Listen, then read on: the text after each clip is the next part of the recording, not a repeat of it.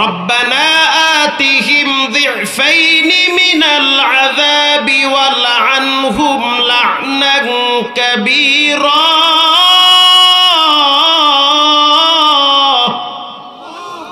প্রিয় ভাইরা আমার, কিয়ামতের ময়দানে সন্তান মা বাবার বিরুদ্ধে মামলা দায়ের করবে।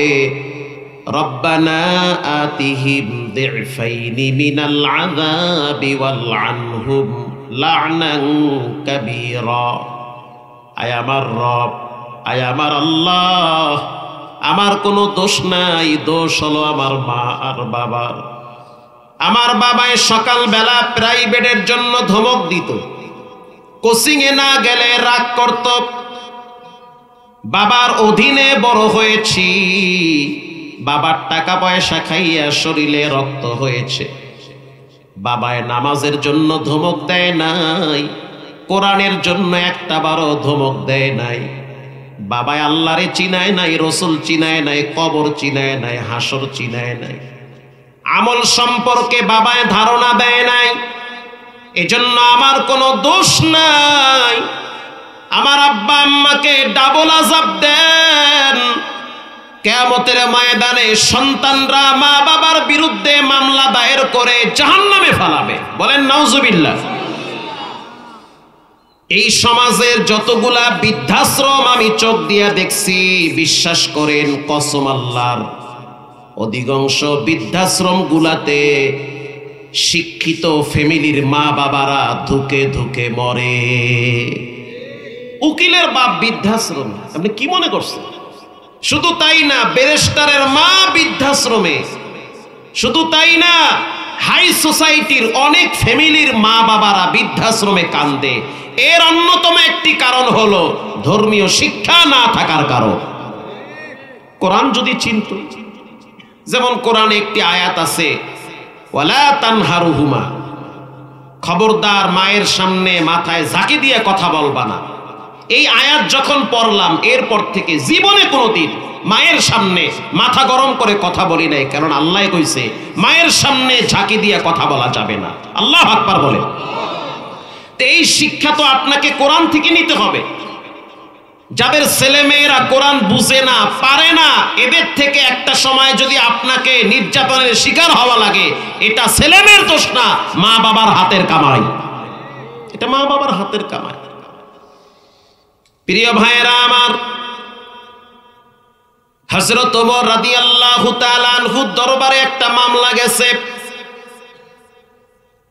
বাপ ওমরের দরবারে দাঁড়ায় বলতেছে, আমিরুল মুমিনিন, আমার সন্তান আমার খোঁজ খবর নেয় না, টাকা পয়সাও দেয় না, এমনকি আমার সাথে হাসি মুখেও কথা বলে না। হযরত ওমর রাদিয়াল্লাহু তাআলা আনহু শক্ত দিলের মানুষ, দ্বীনের ব্যাপারে, শরীয়তের ব্যাপারে, ন্যায় নীতির ব্যাপারে, ইনসাফের ব্যাপারে বিন্দু পরিমাণ কোনো ছাড় দেয় না। কথার আগে হযরত ওমরের তরবারি চলে। যেই রাস্তা দিয়া ওমর চলতো, ওই রাস্তায় শয়তান প্রবেশ করত না। আল্লাহু আকবার বলে। এমন সাহাবী হযরত ওমর, তার দরবারে মামলা গেছে, বাবায় মামলা নিয়ে গেছে ছেলের বিরুদ্ধে। হযরত ওমর রাদিয়াল্লাহু তাআলা আনহু প্রশাসন পাঠায় দিল, যাও সন্তানকে গ্রেফতার করে আমার আদালতে দাঁড় করাও। সন্তানকে যখন হযরত ওমরের আদালতে দাঁড় করানো হয়, বাবা এক পাশে দাঁড়িয়ে আছে, সন্তান আর এক পাশে দাঁড়িয়ে আছে, মাঝখানে হযরত ওমর বসা আছে।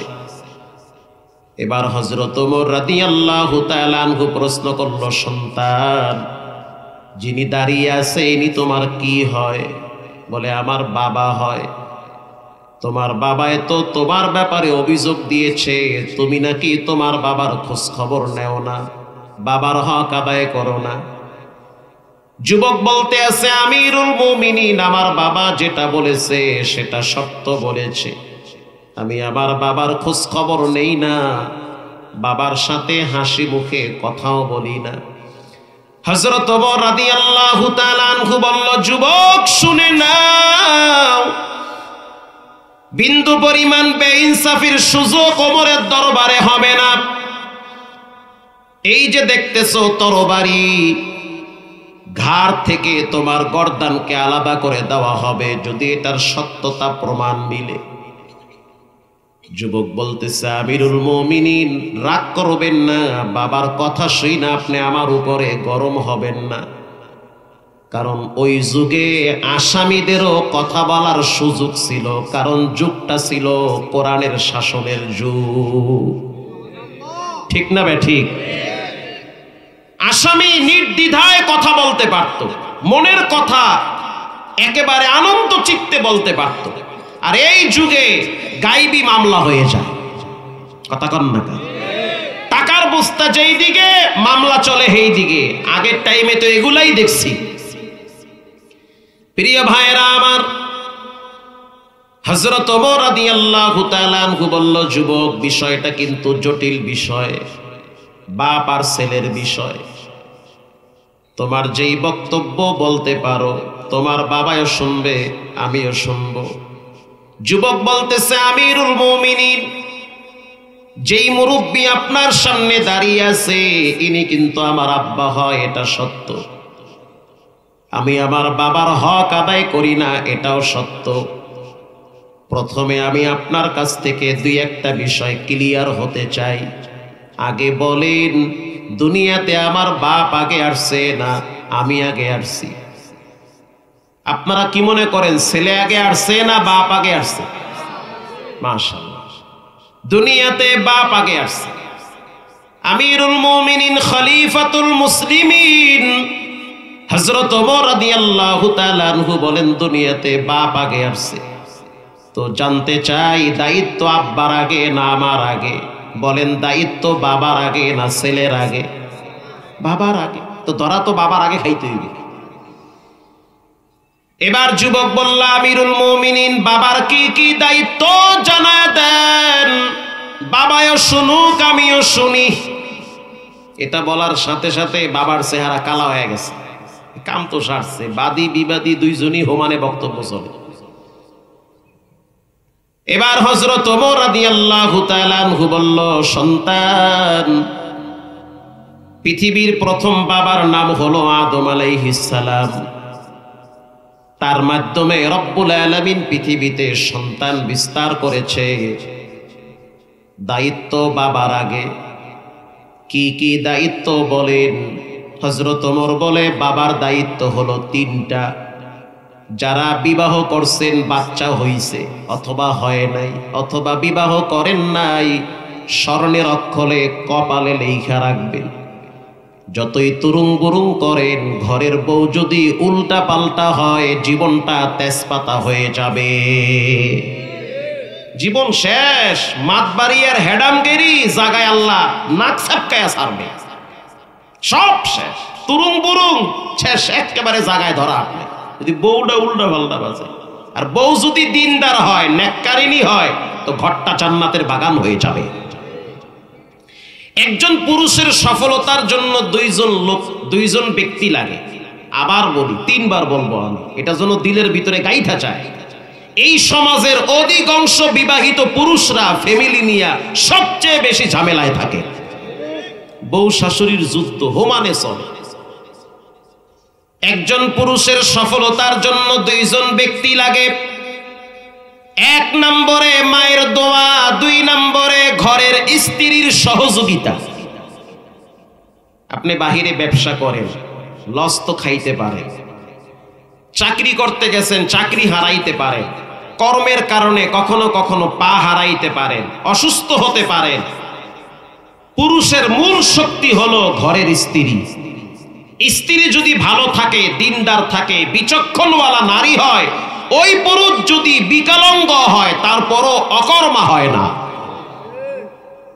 কেশবপুর বয়ানে গেছি, রাত 3টার সময় এক দোকানে ঢুকছি চা খাইতে। এতটুক মানুষ, একেবারেই ছোট।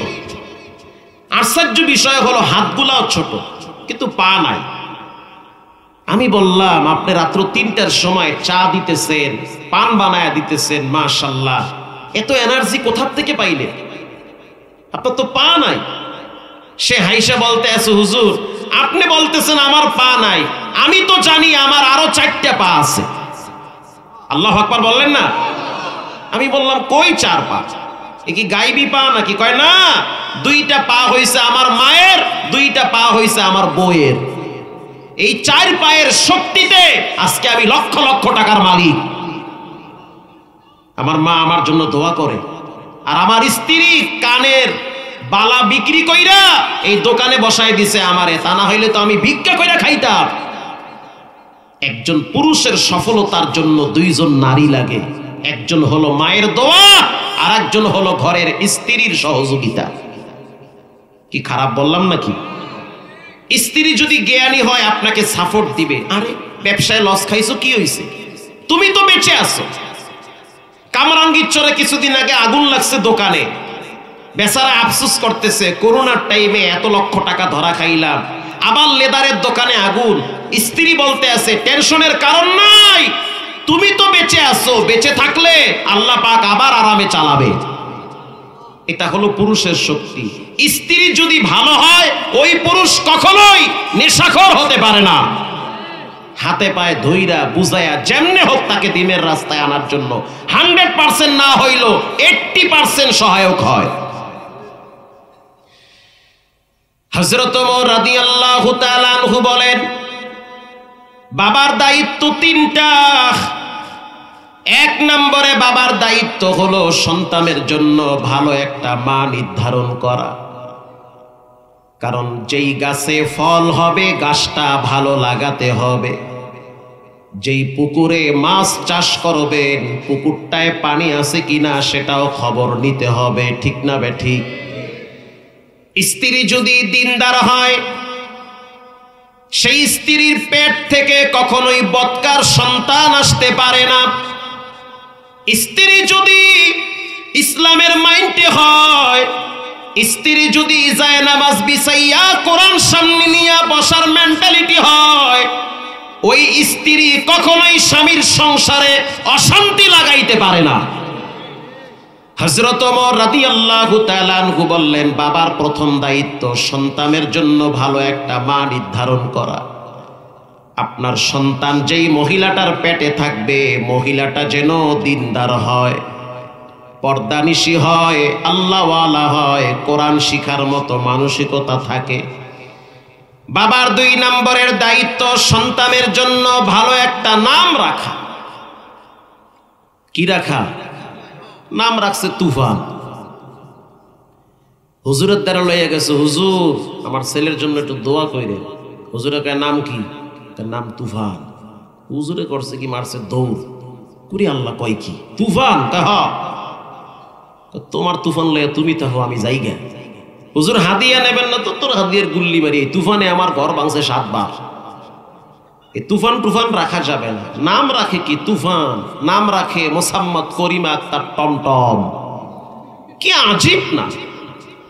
অথচ কিয়ামতের ময়দানে প্রত্যেকটা সন্তানকে তার বাবার নাম ধরে আল্লাহ ডাকবে। আল্লাহু আকবার। হাদিস শরীফে আসছে যে কেউ যদি রাসূলুল্লাহর উপরে একবার দুরূদ শরীফ পড়ে, বাবার নাম সহ ছেলের নাম রাসূলুল্লাহর রওজায় পৌঁছায় দেওয়া হয়। যেমন আমি যদি এই যে এখন আমি পড়লাম সাল্লাল্লাহু আলাইহি ওয়াসাল্লাম, আমার আব্বার নাম মহিউদ্দিন, আমার নাম মাহমুদুল হাসান, অর্থগুলোও চমৎকার।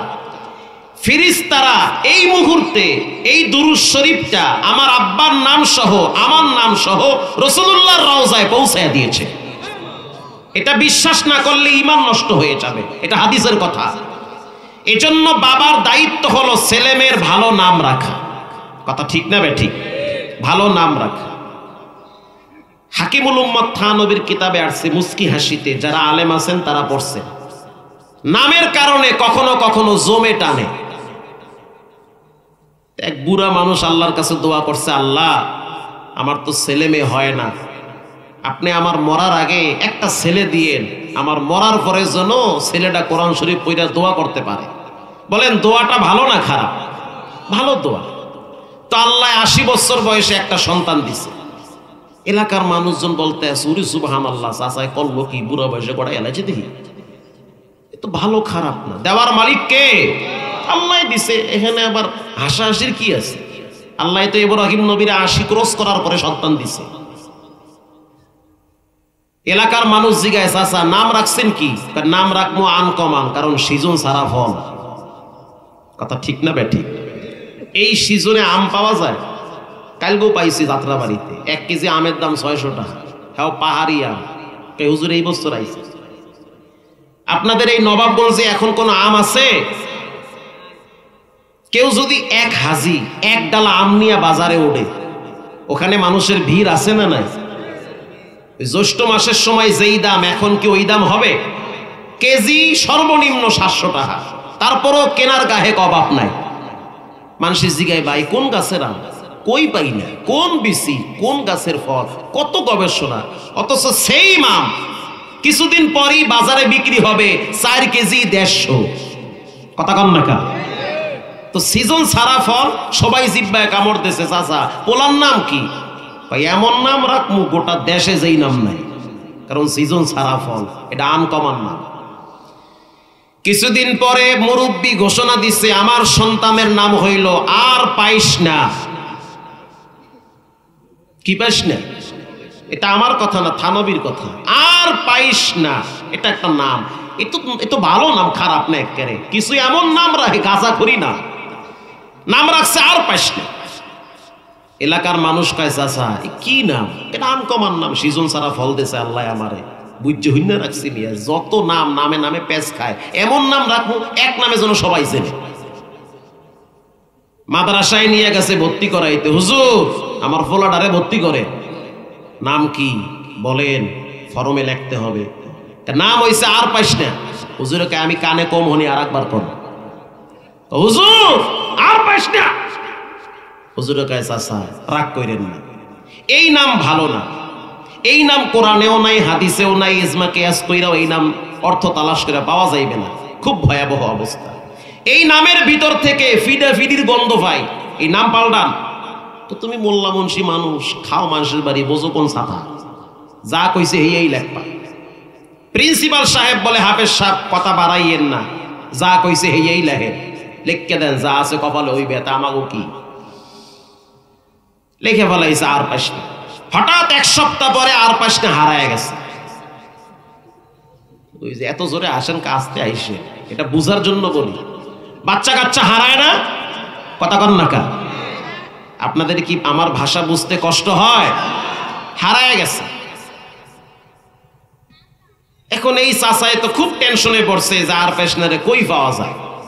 খুঁজতে খুঁজতে নদীর পার দিয়ে খুঁজতে আছে, আর পাইস না। এক বেচারায় 3 ঘন্টা পর্যন্ত ঠাড়া ভাঙ্গা রোদের ভিতরে জাল মারে নদীতে, একটা ফুটি মাছও পায় না। যারা মাছ ধরেন, টাইম মতো যদি মাছ জালে না পড়ে, মেজাজ কি ঠান্ডা থাকে না গরম থাকে? ও আল্লাহ, এটাও দেখি বোঝে। 3 ঘন্টা রোদের ভিতরে যদি আপনি জাল মারেন, আর আপনার জালে যদি ফুটি মাছও না পড়ে, আপনার তো মনে চায় জাল হুদ্দা গাঙ্গে হালাই দিতে। এদিকে ম্যাডামে যদি ফোন দিয়ে কয়, তাড়াতাড়ি আহো, মরিচ বেটে বইয়ে রইছি, তো কাম সারছে। হঠাৎ চিৎকার মারছে, আর পাইস না। বেচারায় চিন্তা করলো, এই লোকটার অভিশাপের কারণে আমি মাছে জালে মাছ পাই না। এর অভিশাপ লাগছে। কি অপরাধ করছি? কেন আমি মাছ পাবো না? কেন তুমি অভিশাপ দাও? মাছের গুল্লি মারি, হালা তোর জাল। জাল টাল ফালাইয়া লইছে একটা বাঁশের লাঠি, বিসমিল্লাহ সারা পিটান শুরু করছে, চোখ বন্ধ করে। ওই টাইমে হাফেজ সাহেব নদীর পার দিয়ে যাইতে আছে। কি এনারে মারেন কে? তো হুজুর আপনি আল্লাহওয়ালা মানুষ, ফাঁকে যান, আমারে বুঝতে দেন। 3 ঘন্টা জাল মারি, মাথা গরম, এর মধ্যে অভিশাপ দেয় আর পাস না। হাফেজ সাহেব বলছে, চাচা বলছিলাম না, আলেম ওলামাদের কথা না শুনলে এখানে সেখানে বেইজ্জতি হওয়া লাগে। আসতে বলবেন না, জোরে বলেন। হয় দুনিয়ায়, না হয় মরার পরে। মরার আগেই ধরা খাওয়া লাগে, কোনো উপায় নাই। চান্দু আওয়াই লাগবে মোল্লার কাছে, আসতে হবে। যতই ঠেলাঠেলি করেন, বহুত চান্দু দেখছি, শেষ পর্যন্ত ওই মাওলানার ঠ্যাং টেফা লাগে। জি, এই নিয়ম চলতেছে এখন দেশে। আপনি সাবানও পাইছেন, জামাও পাইছেন। এখন যদি জাগা মতো ডলা না দেন, ময়লা উঠবে। এখন যদি আপনি জামায় যদি সাবান দিয়ে ডলা না দিয়ে গালে ডলা দেন কাম হইবে? জায়গা মতো ডলতে হবে। এই ডলার পদ্ধতি হলো আলেম ওলামা আসতে হয়। ওদিন কেরানীগঞ্জে এক বিয়ে, দুধ ভাই বোন বিয়ে হইবে, আউযুবিল্লাহ নাউযুবিল্লাহ আস্তাগফিরুল্লাহ লা হাওলা ওয়ালা কয় কি? সে মাসআলা জানে না যে দুধ ভাই বোন বিবাহ হারাম। এটা হারাম, এটা জানতে হলে কোরআনের কাছে আসতে হয়, মোল্লার কাছে আসা লাগে। তা না হইলে ওই তালাকের 3 দিন পরে ইদ্যত ছাড়া আরেকজনের লাগে জায়গা। মাসআলা জানতে হবে আলেমদের কাছ থেকে এসে। পৃথিবীর ভিতরে সবচেয়ে বড় মাসআলার কিতাব হলো আল্লাহর কোরআন, ঠিক না বেঠিক?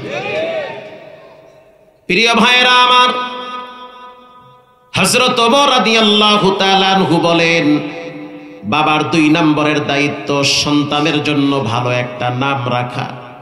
এই যুবক, তোমার নাম কি? আমার নাম হাউফেল। রাখছে কেডা? রাখছে আব্বাই।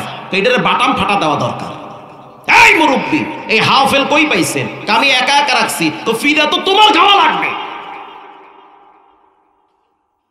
এবার হযরত ওমর রাদিয়াল্লাহু তাআলা আনহু প্রশ্ন করল, সন্তান তোমার নানা বাড়ি কই? কই মুই জানি না, বাপে জানে। ও আল্লাহ, কই কি?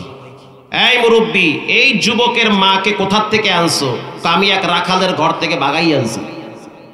কি সুবহানাল্লাহ! ও সন্তানের জন্য কোরআন শিক্ষা দেওয়া এটা আব্বার দায়িত্ব। বাপ সন্তানকে নিজের হাতে কোরআন দেখাবে, কোরআন চিনাবে। বাবা সন্তানকে নিজে দাঁড়ায় থাইকা কোরআনের প্রতি মেহনত করাবে। মা তার মেয়েকে কোরআন চিনাবে। যেই সন্তান কোরআন চিনে না, সেই সন্তান একটা টাইমে রব চিনবে না, নবী চিনবে না, মা বাবাও চিনবে না। এজন্য হযরত ওমর রাদিয়াল্লাহু তাআলা আনহু বলেন, বাবার 3 নম্বরের দায়িত্ব সন্তানের জন্য কোরআন শিক্ষা দেওয়া। রব্বুল আলামিন বলেন, ইন্নামাল মুমিনুনা আল্লাযীনা ইযা যুকিরাল্লাহ, নিশ্চয়ই যারা আল্লাহর কথা শোনার পর অন্তরটা বিগলিত হয়ে যায়, অন্তরের ভিতরে আল্লাহর ভয় চলে আসে, এই কোয়ালিটির মানুষগুলাকে রব্বুল আলামিন ডেকে ডেকে কিয়ামতের ময়দানে আরশে আজিমের নিচে ছায়া দান করবে। আল্লাহর কথা শুনলে ভয় চলে আসছে। আজান হয়ে গেছে, লরেন্স হরেন না, কারণ কি? মরা লাগবে না? চান্দু জানাজার সামনে আছে না? যদিও মসজিদে যাবেন না, টাইম মতো মসজিদের পালকি ঠিকই তো বাড়ির সামনে চলে যাবে। আজান হয়ে গেছে, লরেন না কা? আজান হইছে, বিড়ি ফালান, আল্লাহ ডাক দিছে, সম্মান করেন আল্লাহর কথা। আজান হয়ে গেছে, টিভি বন্ধ করেন। সাহেব আজান হইছে, দোকান বন্ধ করেন, আল্লাহরে গিয়া খুশি করেন। তা না হইলে এমন ক্যান্সার বাঁচবে, গোপনে কান্দা লাগবে, চোখের পানি মুছে দেওয়ার মতো কাউরে পাবেন না। আল্লাহর কথার প্রতি সম্মান এবং শ্রদ্ধাশীল হন। প্রিয় ভাইয়েরা আমার, বিখ্যাত মুহাদ্দিস হাসান বসরি রাহমাতুল্লাহি আলাইহি বলেন, উয়ুনুল হিকায়াতে আসছে, হাসান বসরি রাহমাতুল্লাহি আলাইহি বলেন, আমার মহল্লার ভিতরে একজন যুবকের নাম ছিল আব্দুল্লাহ। বাবাই হলো বড় দিনদার মানুষ। বাবার ইন্তেকালের পর সন্তান বাবার সম্পদের মালিক হয়েছে। সম্পদের গরমে জেনা ব্যভিচারে লিপ্ত হয়, সম্পদের গরমে মাস্তানি ভাব প্রকাশ পায়, সম্পদের গরমে যৌবনের তাড়নায় মৌবনে ঘুরে বেড়ায়। হঠাৎ একদিন অসুস্থ হয়ে গেছে, দেহের ভিতরে বড় বড় ফোড়া উঠা পচন ধরে গেছে। ঘর থেকে সবাই বলতেছে, যুবক তোমার দেহ থেকে গন্ধ আসতেছে, হয় তুমি ঘর চাহো, না হয় আমরা ঘর থেকে চলে গেলাম। সুখের দিনে অনেক মানুষ পাওয়া যায়, দুঃখের দিনে অনেককেই কাছে পাওয়া যায় না। হাসান বসরি রাহিমাহুল্লাহু তাআলা তিনি বলেন, অসুস্থ হওয়ার পরে যুবক যখন জংলার ভিতরে পাড়ি বিছায় শুইয়া পড়ছে, শোয়ার পরে চোখের পানি ছেড়ে কাঁদতে আছে আর বলতে আছে, আল্লাহ, এক সময় যৌবন ছিল, রক্ত গরম ছিল, পাপ করছি, এখন আমার রক্ত ঠান্ডা হয়ে গেছে, রক্তের ভিতরে পচন ধরছি। আল্লাহু আকবার। যারা আমার ডানে বামে চতুর্দিকে থাকতো তারা এখন নাক বন্ধ কইরা যার যার ঘরে চলে যায়, আমার শরীর থেকে নাকি গন্ধ আসে। আয় আল্লাহ, যদি আপনি আমারে সুস্থ করে দেন, জীবনে আর কোনোদিন নাফরমানিতে লিপ্ত হব না। আপনার কুদরতি পা ধইরা বলতেছি, দয়া করে আপনি আমারে সুস্থ করে দেন। যুবক ভাইরা আমার, অসুস্থ হওয়ার আগে সুস্থ থাকাটাকে নেয়ামত মনে করো। হসপিটাল গুলায় গিয়া দেখো কত যুবক মৃত্যুর দরওয়াজায় চোখের পানি ছেড়ে কাঁদতেছে, চিকিৎসা করার মতো টাকা তাদের নাই। আছে না নাই? আল্লাহ শুকরিয়া আদায় করো, তুরুং বুরুং বন্ধ করো, আল্লাহরে ডরাও, তা না হইলে হঠাৎ হ্যাং হয়ে যাবা। চোখের পানি ছেড়ে দিয়া বলে, রব্বুল আলামিন, আমি তওবা করছি, জীবনে আর পাপ করব না, এইবারের মতো মাফ করেন। হাসান বসরি বলেন, রব্বুল আলামিন তাকে অল্প দিনের ভিতরে সুস্থ করে দিলেন। সুবহানাল্লাহ বলেন। সুস্থ হয়ে গেছে। সুস্থ হওয়ার কিছুদিন পরে আবার পাপাচারে লিপ্ত হইছে, আগের চেয়ে দ্বিগুণ। মরার দরজায় দিয়ে কেউ যদি ভালো হয়, হয় বেশি ভালো হয়, না হয় বেশি খারাপ হয়। আগের চাইতে পাপাচার বেড়ে গিয়েছে। তার অসুস্থতার দৃশ্য দেখা দুই একটা যুবক আল্লাহর ঘর মসজিদে গিয়া প্রতিনিয়ত সেজদায় পড়ে রবের দরবারে এই রোগ থেকে পানাহ চাইতেছে। তার অসুস্থতা দেখা অনেক যুবক হেদায়েত পেয়েছে, অথচ সে হেদায়েত পায় নাই। কিছুদিন পরে আবার পাপাচারে লিপ্ত হইছে। আল্লাহ রাব্বুল আলামিনের বিচারের সিদ্ধান্ত হয়ে গেছে, মা কানাল্লাহু লিয়ুআযযিবাহুম ওয়া আনতা ফীহিম ওয়া মা কানাল্লাহু মুআযযিবাহুম ওয়া হুম ইস্তাগফিরুন। কেউ যদি গোপনে তওবা করে আর যদি রবের দরবারে চোখের পানি ছেড়ে ক্ষমা চায়, আল্লাহ রাব্বুল আলামিন বলে, নবী আপনি জানায় দেন, আমি রব তারে আযাব গজব মুক্ত করে আরো কিছুদিন ইজ্জতের জীবন দান করব। আল্লাহ আমারে বাঁচান, এটি হিসাব করে আমারে আগে বাঁচান।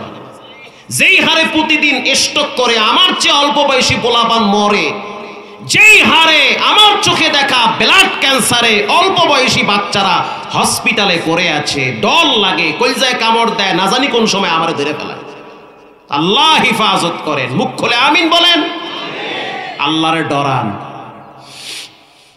কিছুদিন পরে আবার যেই সেই হেই, আবার রব্বুল আলামিনের দরবারে চোখের পানি ছেড়ে তওবা করলো, আবার সুস্থ হয়ে গেল, আবার আকাম শুরু করছে, আবার রবের দরবারে তওবা করছে, আবার পাপাচারে লিপ্ত হয়েছে। 5 বার সুস্থ হয়েছে, 5 বার পাপাচারে লিপ্ত হয়েছে। একদিন হাসান বসরি কিছু আলেমদেরকে নিয়ে রাস্তার পাশ দিয়ে যাইতেছে। রাস্তার পাশে রিসোর্ট, ফলের বাগান, ফুলের বাগান। ওখানে দাঁড়ায় দেখতেছে যুবকগুলা তবলার তালে তালে নাচতেছে, মদ খেয়ে মাতাল হয়ে আছে। হাসান বসরি ডাক দিয়েছে, ইয়া আব্দুল্লাহ, হে আল্লাহর বান্দা, তার একটু কাছে আসো। যুবক ডাক দিয়া বলতেছে, হুজুর আপনারে আমি চিনি, কি বলবেন বলেন, কি বলবেন বলেন। আল্লাহর ওলি বিখ্যাত মুহাদ্দিস তাবি হাসান বসরি বলে, যুবক শুনে নাও, এই যৌবনের তারুণ্য একদিন থাকবে না। আল্লাহর ধরা, শক্ত ধরা। কয়েকবার অসুস্থ হইছো, সুস্থ হইছো, তারপরেও তো ভালো হও না। মাগরিবের আজান হয়েছে, আসো মসজিদে যাই। যুবক বলে, হুজুর আপনার নামাজের হিসাব আপনি করেন, আমার হিসাব আমি দিব। কত বড় বেয়াদব! প্রত্যেকটা জিনিসের একটা সৌন্দর্য আছে, মানুষের সৌন্দর্য হলো আদবের ভিতরে। আদব নাই। এই মোল্লা, তোমার বাপের দুলাভাই লাগে মোল্লা, কয়টা বেতন তো মোল্লাকে বেটকায় পড়ো। এই মুন্সি, এই শিখাইছে তোমার আম্মা জানে? এটি কি ভাষা? যার ভিতরে ন্যূনতম কোরআনের জ্ঞান আছে সে কখনোই আলেমের সাথে ব্যঙ্গত্বমূলক আচরণ করতে পারে না।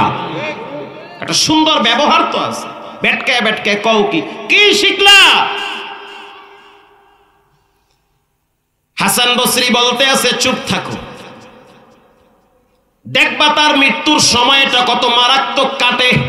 বইলা ফেলাইছে, হাদিসে আসছে কখনো কখনো আল্লাহর ওলির কথায় আল্লাহ তাআলা আসমান থেকে ফয়সালা করে। এটা হাদিসের কথা। দেখো আর মৃত্যুটা কেমন হয়, দেখবা কর গুনো যে কয়দিন পরে মৃত্যু হয়। কর গুনো সবাই কর গুনতেছে, কর গুনো 1 2 3 গুনতে থাকো, প্রতিদিন গুনবা যে কোন দিন দেখো আর মৃত্যুটা কেমন হয়। ওই অনুল হেকায়াতে আসছে, কিছুদিন পরে হঠাৎ অসুস্থ হয়ে গেছে। কি হয়েছে বলে, কিডনির ভিতরে পাথর ধরা পড়েছে। দাঁড়ায় থাকতে পারে না, বসেও থাকতে পারে না, শুইয়া থাকতে হয়। শুইয়া শুইয়া প্রস্রাব করে, নাকের ফাঁক দিয়া পাইপ লাগায়া খাবার খাওয়ানো লাগে। এমনও রোগী হসপিটালে আছে না না? আল্লাহ হেফাজত করেন, আল্লাহ মাফ করেন। আমারে আগে বাঁচালাম, খুব ডরাই দিবি।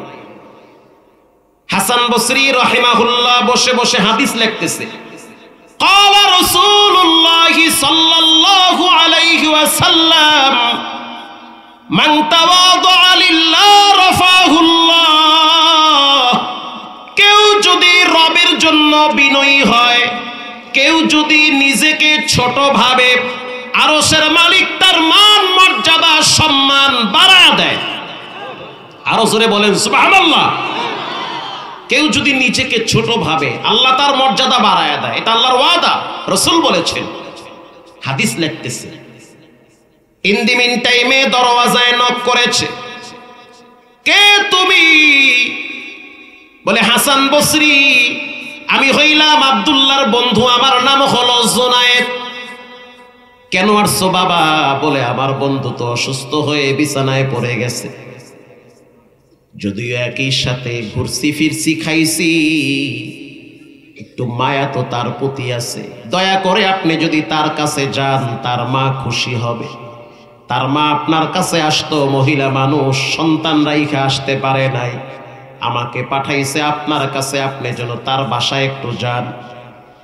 হাসান বসরি কিছু আলেমদেরকে নিয়ে চলে গেল তার বাড়িতে। দরওয়াজায় নক করলো, মহিলা দরওয়াজা খুলে দিল। দরজার ফাঁকে দাঁড়ায় দাঁড়ায় কান্নায় ভেঙ্গে পড়ল, আর বলতে আছে, ও হাসান বসরি, আমার এই সন্তানটা জীবনে অনেক পাপ করছি, আমি মা সাক্ষী দিতেছি আমার সন্তান পাপী। জীবনে অনেক দিন নামাজ পড়ে নাই, জীবনে অনেক মেয়েদের সাথে আড্ডাবাজি করছে রে হাসান, শেষ পর্যন্ত আপনার সাথেও বেয়াদবি করছে। আমি মহিলা মানুষ, আমি ওর মা, আমি আপনার পায়ে ধরে ক্ষমা চাই, আমি পারি না আপনার কাছে আসতে, আল্লাহর হস্তে ওরে ক্ষমা করে দেন। হাসান বসরি বলে, ওর প্রতি আমার কোনো গোসা নাই, রাগ নাই।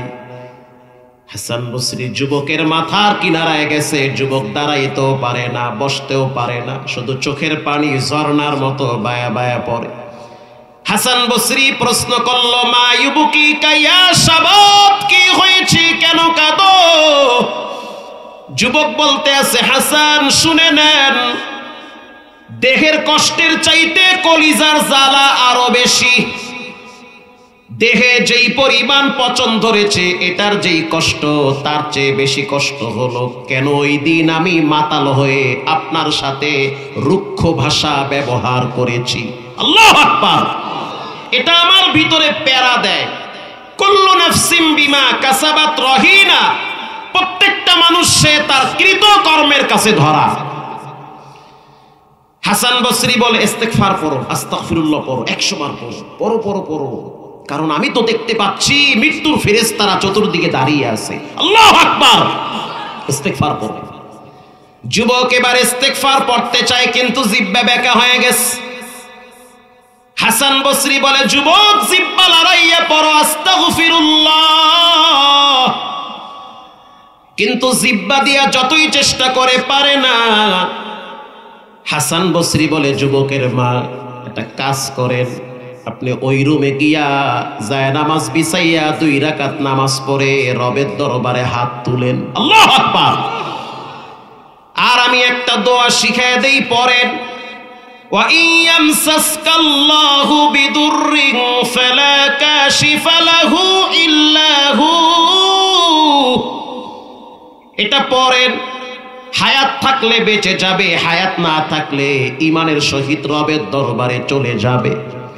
এটা একটা পাওয়ারফুল শিফার আয়াত, এটা পড়েন আপনি। মা 2 রাকাত নামাজ পড়িরা এই আয়াত কয়েকবার তেলাওয়াত কইরা 2 হাত তুলে দিয়া বলে দয়ার মালিক আল্লাহ, আমার এই অল্প বয়সী সন্তান মৃত্যুর বিছানায় পড়ে গেছে রে মালিক, আমার সন্তানের সমবয়সী বন্ধু বান্ধব সবাই দিব্যে আরামে ঘুরে আর খায়, আমার এই সন্তানের কি হইল, কেন এমন অবস্থা হইল? বুঝছি পাপের গাঁটটিটা ছেলের বড় হয়ে গেছে। আমি মা দোয়া করতেছি আল্লাহ দয়া করে হায়াত যদি না থাকে ঈমানের সহিত নিয়ে যান। এটা বলার সাথে সাথে সন্তানের জিহ্বার আওয়াজ ফুটে উঠছে। হাসান বসরি বলতে আছে, ও সন্তানের মা, ঘরে যদি কোরআন শরীফ থাকে তাহলে কোরআনটারে আমার হাতে দাও। সন্তানের মা কোরআন শরীফ আইনা হাসান বসরির হাতে দিছে। হাসান বসরি সন্তানের বুকের উপরে কোরআনটারে চাইপা ধরছে। আল্লাহু আকবার।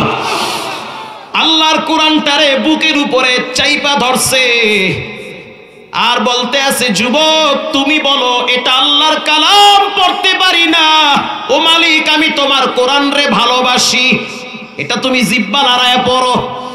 হাসান বসরি যখন শিখায় দিল, জিহ্বা লড়াইয়া লড়াইয়া পড়তেছে আর বলতেছে, আল্লাহ আপনি জানেন আমার মতো পাপী মহল্লায় কেউ নাই, জীবনে পাপ কইরা কইরা জীবনটারে ধ্বংস করেছি, এত অল্প বয়সে যে আমি মৃত্যুর বিছানায় পড়ে যাব কল্পনাও করতে পারি না।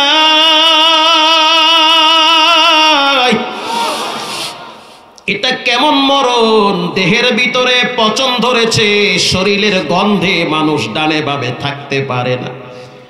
আমি আপনার অলির সাথে বেয়াদবি করছি, মাফ চাইছি, সেও আমারে মাফ কইরা দিছে, আমার মা আমারে মাফ করছে, কিন্তু কেন আমার জিহ্বায় কালেমা আসতেছে না বুঝতে পারছি। পাপের গাঁটটিটা আমার বড় হয়ে গেছে।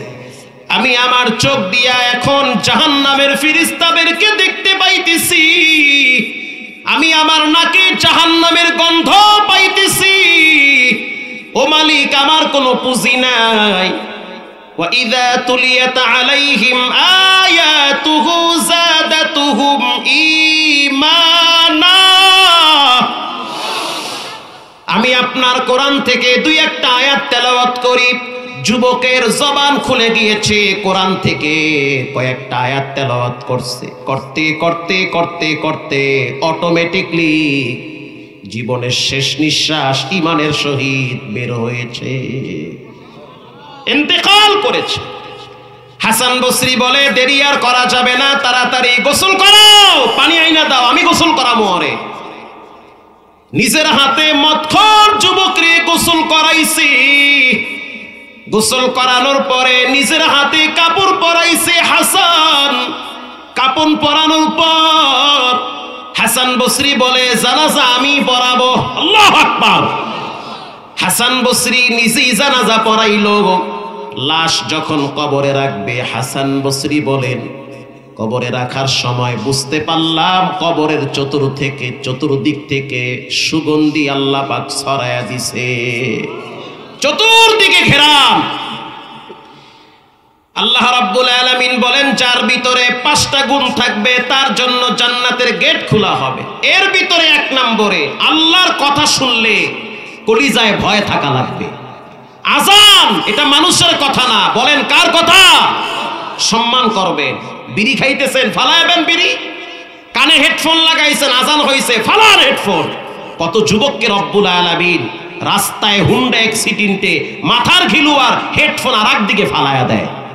আল্লাহর ডরা।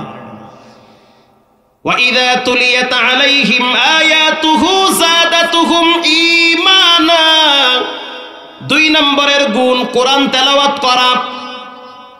যখন কোরআন তেলাওয়াত করা হবে তখন মুমিনদের ঈমান বেড়ে যাবে, বাড়তে বাড়তে এমন একটা জায়গায় পৌঁছে যাবে ওয়া আলা রাব্বিহিম ইয়াতাওয়াক্কালুন। তখন মুমিনরা তাওয়াক্কুল ভরসা করবে একজনের উপরে, তিনি হলেন কে?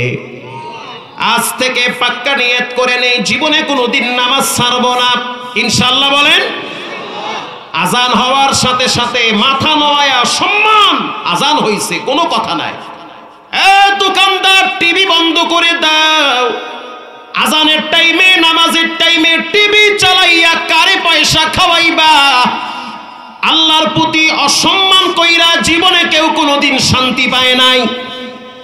নুজহাতুল মাজালিসে আসছে, রমজান মাসে হিন্দু সন্তান প্রকাশ্যে পানি খাইতেছে। বাবাই হিন্দু, ডাইকা বলে সন্তান, রমজান মাস সিয়াম সাধনার মাস, মুসলমানরা দিনের বেলায় রোজা রাখে। মুসলমানদের সামনে যদি পানি পান করো মুসলমানরা কষ্ট পায়, অতএব পান করলেও গোপনে পান করবা। এই কথাটা রবের কাছে পছন্দ হইছে রে যুবক, রবের কাছে এতটাই পছন্দ হইছে, আল্লাহ রাব্বুল আলামিনের বিধানের প্রতি একটু সম্মান করছে। রমজান মাসে প্রকাশ্যে পানি খাইও না। বাপ সন্তানকে নসিহত করেছে, খাস না পানি, রোজা রাখছে মুসলমানেরা, প্রকাশ্যে পানাহার করলে মুসলমানরা কষ্ট পায়। আর এখন তো হিন্দুর মুসলমানের বাচ্চারাও পর্দা লাগাইয়া চার দোকানে বইয়া চা খায়। আল্লাহ রাব্বুল আলামিন এই সন্তানের বাপ হিন্দুকে মৃত্যুর আগে আগে কালেমা পড়ায়া ইমানদার বানায়া কবরে ডাক দিয়েছে যে রমজানের প্রতি সম্মান করেছো, এটা তো আমার বিধান, আমার বিধানের প্রতি শ্রদ্ধা করেছো, যাও তোমাকে ইমানের মতো দৌলত দিয়ে দিলাম। আগের যুগে বাচ্চাদের ভিতরে আল্লাহর ভয় ছিল। আপনাদের কষ্ট হয়? আর 5-7 মিনিট। আগের যুগে ছোট বাচ্চাদের ভিতরে আল্লাহর ভয় ছিল। বাপ আর ছেলে দুইজনে হাঁটতেছে দামেস্কের একটা বাগানের পাশ দিয়ে। বাপ ডাইকে বলতে আছে, সন্তান, ডান পাশে যেই বাগান দেখা যায় কিসের বাগান? বলে আঙ্গুর ফলের বাগান। বাবাই বলতেছে, সন্তান তাহলে একটা কাজ করি, আঙ্গুর ফলের বাগানে ঢুইকা কিছু আঙ্গুর পায়রা নিয়ে আসি। কি মনে করেন মালিকের অনুমতি ছাড়া গাছের ফল পাড়া কি সুন্নত না মুস্তাহাব? কি কোন একটা? হালাল না হারাম? হারাম, পারা যাবে না। সন্তান দাঁড়িয়ে আছে, বাপ কইতেছে, এই বেটা আমি ঢুকলাম, কেউ যদি আমারে দেখে তুমি আমারে গলা ঘ্যাংরানি দেবা। আইয়া পড়ছে, তাড়াতাড়ি বাগান দিয়ে দৌড় মারেন, আর না হয় জোরে ডাক দিবা। ঠিক আছে আব্বা, টেনশন নাই, যান ভিতরে আপনি। বলাই তো ছোট মানুষ, 9 বছরের বাচ্চা, ও বোঝে কি? বাচ্চারা হলো কাদার মতো। এই যে সাহেব, বাচ্চারা কি কাদার মতো। এই বাচ্চারে যেমনে চালাইবেন বাচ্চায় হেমনে চলে। কাদা এটা দিয়া পডও বানান যায়, কাদা দিয়া পিরিজ বানান যায়, কাদা দিয়া ঘর বানান যায়, ঠিক না বে ঠিক? আবার কাদাটা যদি শক্ত হয়, এটা ওয়ালে মারলে ওয়ালে লাগবে না, আপনার নাকে আইসা লাগবে। তো বাচ্চা হলো কাদার মতো, কাঁচায় না নুইলে বাস, পাকলে করে ঠাস ঠাস।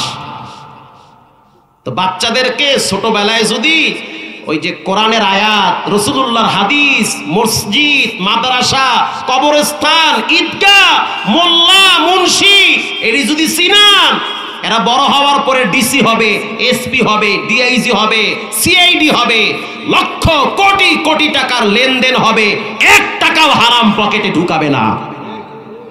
এই যে কোরআনের মেডিসিন ভিতরে আছে। এজন্যই তো বর্তমান দেখছি অনেক বড় বড় অফিসারদের ছেলে মেয়েরা মাদ্রাসায় পড়ে। আলহামদুলিল্লাহ বলেন। অনেক দেখছি, আমি তো মুখ দেয় দেখছি যে সেনাবাহিনীর অনেক বড় বড় অফিসার মাস্ক লাগাইয়া বাচ্চার জন্য দুপুরের টাইমে খাবার নিয়ে যায়। পরে প্রিন্সিপালের কাছে শুনলাম উনি একজন মেজর সাহেব, উনি একজন প্রশাসনের ঊর্ধ্বতম কর্মকর্তা, 3 ছেলে 2টারে আলেম বানাইছে।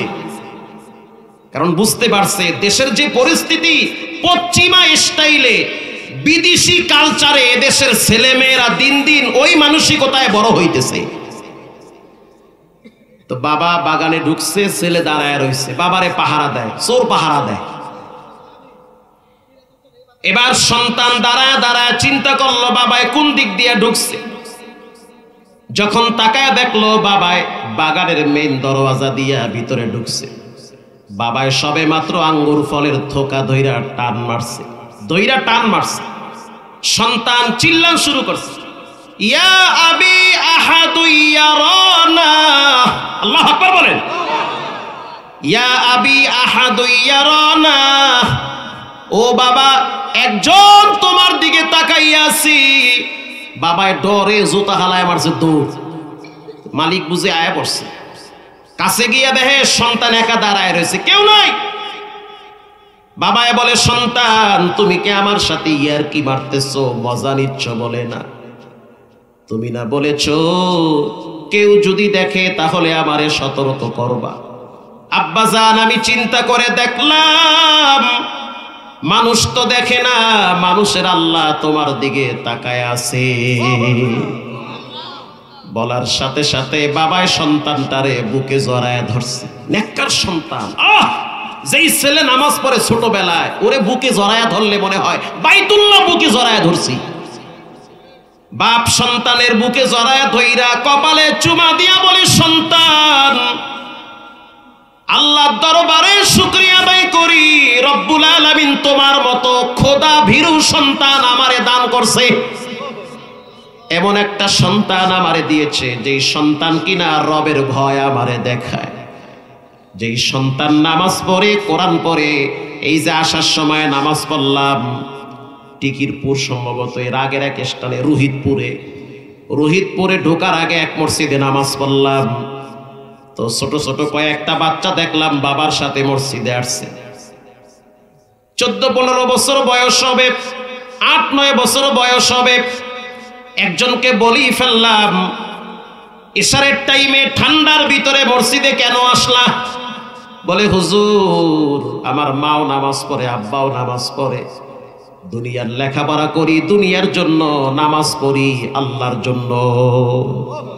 সুবহানাল্লাহ। আমার মনে চাইছে ওর বাপের কপালে 2টা চুমা দেই। আর আপনারও ফোলা, খালি হুজুরের বাস দেন দোয়ানে ভাইয়া, আপনারও মাইয়া আল্লাহর দ্বারে গোপনে কান্দেন, আল্লাহ ছেলে মেয়েগুলারে দিনদার বানান, মরার পরে জন্য একটু হইলেও দোয়া করে, মুখ খুলে বলেন আমিন। প্রিয় ভাইরা আমার, যার ভিতরে 5টা গুণ থাকবে তার জন্য জান্নাতের গেট খোলা হবে। 1 নম্বরে আল্লাহর ভয় অন্তরে রাখা লাগবে। যেখানেই থাকেন, যে অবস্থায় থাকেন, পৃথিবীর কেউ না দেখলেও একজন দেখেন, তিনি হলেন কে? 2 নম্বরে আল্লাহর কোরআনের তেলাওয়াত নিয়মিত করা লাগবে। একটা মেয়েকে আলেমা বানান, একটা মেয়েকে কোরআন শিখান। এই যুগে ছেলেরা বাবার জন্য বেশি দোয়া করতে চায় না, ম্যাক্সিমাম মেয়েরা বাবার প্রতি বেশি দুর্বল হয়। মেয়েরা বাবার জন্য দোয়া করে, এজন্য মেয়েদের প্রতি সহনশীল হবে। আমি যদি কেরানীগঞ্জের 2-1টা ঘটনা বলি, আপনারা কপালে হাত দিবেন। এজন্য সাবধান করে দিলাম, মেয়েদেরকে বেশি ভালোবাসবেন। ঘরে যখন খাবার নিয়ে যাবেন, ছেলের হাতে না দিয়া মেয়ের হাতে আগে দিবেন, রাসূল বলেছেন। আল্লাহু আকবার বলেন। কারণ আপনার মৃত্যুর পরে আপনার মেয়েটা আপনার জন্য সবচেয়ে বেশি দোয়া করবে। এজন্য মেয়েকে কোরআন শিখান। রাসূল বলেছেন, আল্লিমু বানাতাকুম সূরাতান নূর, মেয়েটাকে সূরা নূর শিক্ষা দেন। ছেলেগুলারে দিন শিখান। আমি বলি নাই যে মাওলানা বানান, হাফেজ বানান। কমপক্ষে প্রাথমিক 3টা বছর সন্তানকে কোরআন শিখাইতে হবে। কমপক্ষে 3টা বছর আরবি লেখাইতে হবে, আরবি পড়া বুঝাইতে হবে, নামাজের মাসআলা শিখাইতে হবে। এগুলো যদি না শিখান একটা টাইমে রবের দরবারে আপনার ধরা খাওয়া লাগবে।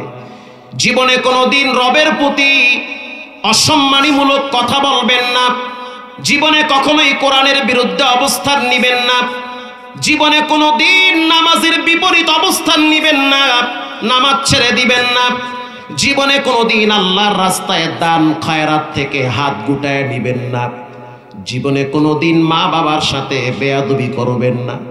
ওই যে বলছিলাম, একজন মানুষের সফলতার জন্য দুইজন ব্যক্তি লাগে, একজন হলো মায়ের দোয়া আর একজন হলো স্ত্রীর সহযোগিতা। আমি ছোট্ট একটা ঘটনা বলে দোয়ার দিকে চলে যাব।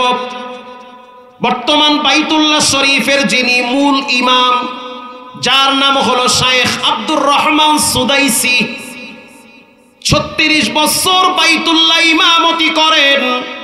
তিনি বাইতুল্লাহর মোতাওয়াল্লি, আবার মসজিদে নববীর মোতাওয়াল্লি।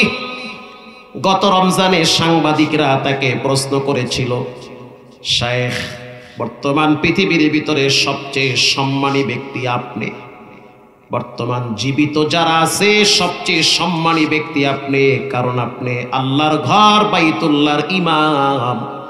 আপনার তেলাওয়াত রমজান মাসে 30 লক্ষ মানুষ নামাজে দাঁড়ায় দাঁড়ায় শুনে। চমৎকার তেলাওয়াত, আপনি এই সম্মান পাইলেন কেমনে?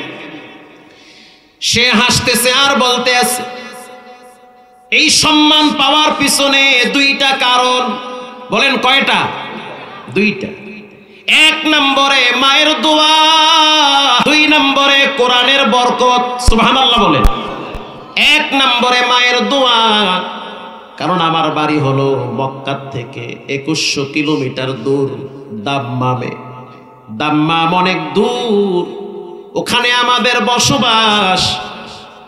ছোটবেলায় মা আমারে নিয়া উমরা করতে আসছে। ছোটবেলায় বাবারে হারাইছি, বাবাই মৃত্যুর আগে আগে বলছে আমার মায়েরে, আমার এই আব্দুর রহমান রে কোরআনের হাফেজ বানা, কারণ ওর কণ্ঠটা বড় সুন্দর। সুবহানাল্লাহ, কণ্ঠটা চমৎকার, ওরে কোরআনের হাফেজ বানা। আমার আমল তেমন নাই, কিন্তু আমার ছেলে কোরআন পড়বে, এটার একটা সওয়াবের অংশ আমি কবরে শুয়া শুয়া পাবো। আল্লাহু আকবার, কি চিন্তা চেতনা! সুবহানাল্লাহ। তা আমার মা আমারে নিয়ে আসছে মক্কায়। আমি ছোট মানুষ, আমি অনেক দুষ্টামি করতাম। সে হাসতেছে আর বলতেছে, আমি অনেক দুষ্টামি করি ছোটবেলায়। আমার মা আমাকে হাতিমে কাবার পাশে দাঁড় করায় রাখছে, এখানে তুমি দাঁড়াও, আমি তাওয়াফ করতেছি। এটা আল্লাহর ঘর, এখানে দোয়া করলে রব্বুল আলামিন সেই দোয়া কবুল করে। গত হজের সফরে দোয়া করছি, আল্লাহ ঢাকায় মোহাম্মদপুরে একটা জায়গার ব্যবস্থা করে দিয়েন। দোয়া কবুল হয়ে গেছে। 1 কোটি টাকা দিয়ে মোহাম্মদপুরে একটা মাদ্রাসার জন্য জায়গা কিনছি, আলহামদুলিল্লাহ।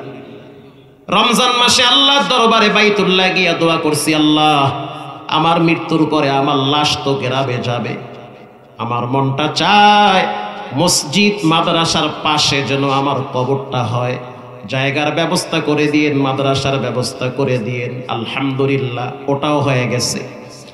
মসজিদও চলতেছে, মাদ্রাসাও চলতেছে, কবরও বানায় রাখছি। বইলা দিছি সবাই রে, মইরা গেলে ওই জায়গায় মাটি দিয়া রাখবা, কারণ যতই দৌড়াদৌড়ি করি জীবনের সবাইরও একটা শেষ সমাপ্তি আছে, না না শেষ সমাপ্তি আছে। মইরা গেলে মসজিদ মাদ্রাসার পাশে রাখো। আমার যে আমল, এ দিয়ে আল্লাহর কাছে মাপ পাওয়া যাবে না। অন্তত পক্ষে নামাজিওয়ালা, কোরআন পড়নেওয়ালারা দোয়া করলে একটু হইলেও মাপ হতে পারে। বাইতুল্লাহ শরীফের ইমাম শায়েখ আব্দুর রহমান বলে, আমি দাঁড়ায় আছি, আমার মায় তাওয়াফ করতেছে। রব্বানা আতিনা ফিদ দুনিয়া হাসানাহ ওয়া ফিল আখিরাতি হাসানাতাও ওয়া কিনা আযাবান নার। দোয়া করতেছে আমার মা।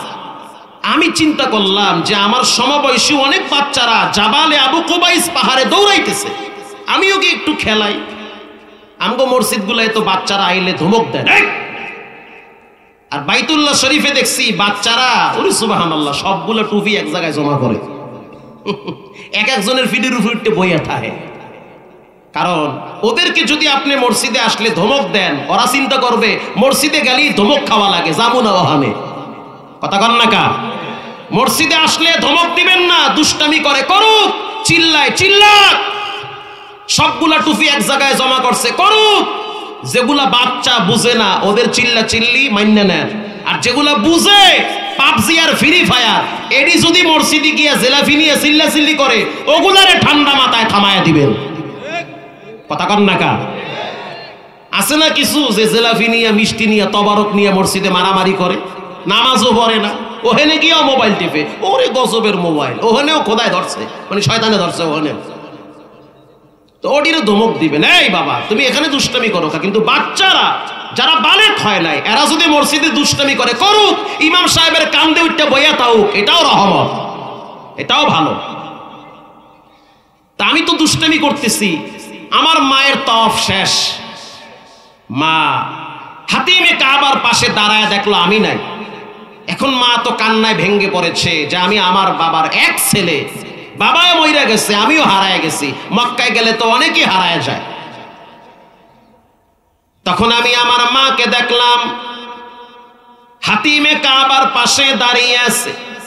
মা চিন্তা করলো যদি আমি এখান থেকে সন্তানকে খুঁজতে যাই তাহলে ছেলেও পাবো না, ছেলে আমারে পাবে না, এখানেই দাঁড়ায় থাকি, ছেলে খুঁজতে খুঁজতে এখানেই চলে আসবে।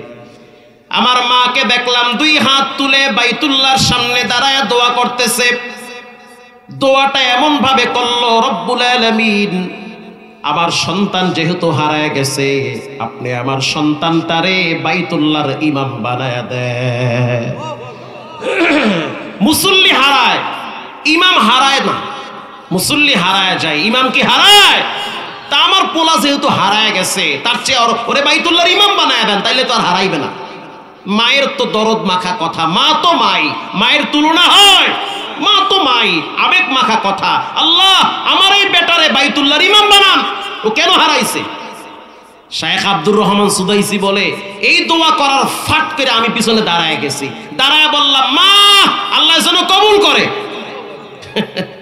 কবুল হয়ে গেছে, কবুল হয়ে গেছে।